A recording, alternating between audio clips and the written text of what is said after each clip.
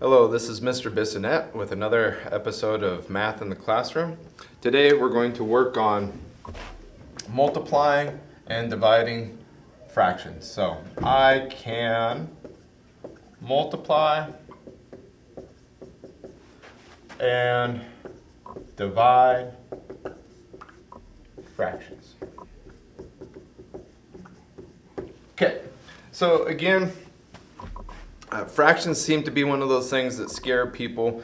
I think what happens a lot of times is when students are learning fractions, they conceptually don't have the concept, and then they don't learn it all the way, and they hide from it, and they hide from it until they get later on, and they kind of develop this fear in it. That all being said, once you realize how to work with them, what to do, there's really only two major rules. There is some tricks to make our lives easier, and we will go from there. All right, so when we're multiplying fractions, we'll start off with something like 3/5 times, say, 2/7. I honestly think multiplying fractions is easier than dividing fractions and adding and subtracting fractions. The beauty of multiplying fractions is it's just straight across like that. Okay, so we're going to do 3 times 2 to get our 6. And we're going to do our 5 times 7 to get 35. Now, I might use a multiples trick to see if I can divide this by either of these. I know 2 and 3 go into 6. 2 does not go into that because it's odd. But maybe 3. And what that 3 trick does is it says if you add these up, 3 plus 5, that's 8. If 8 is divisible by 3, then the whole thing would be divisible by 3. In this case, 8 is not divisible by 3, so we know this fraction is simplified and we're done.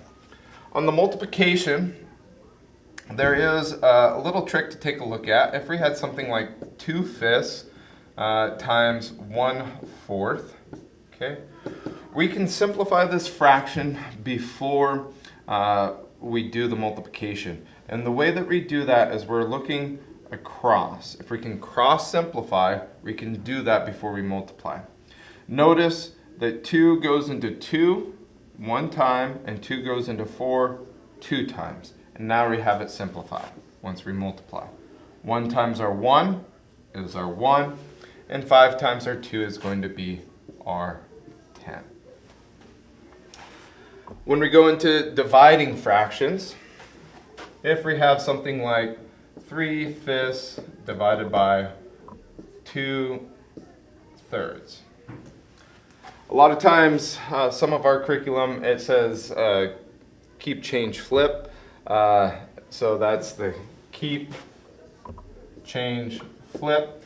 I always felt like it's so close to KFC, might as well go with the KFC, and you can still use it in the same way to remember it.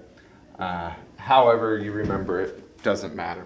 What we're going to do is we're going to keep that first fraction the same, 3/5, and we're going to change or flip that sign from division to multiplication, and then we're going to flip that fraction, or change that fraction to that. However you want to look at it, totally cool. Once we have that, now we can just multiply straight across like we did in our multiplication problem. Here we'd have 3 times 3 to get our 9, and 5 times 2 to get our 10.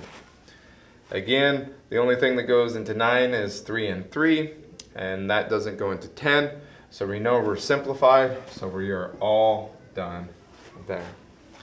Again, that's Mr. Bissonette with another episode of Math in the Classroom, multiplying and dividing fractions.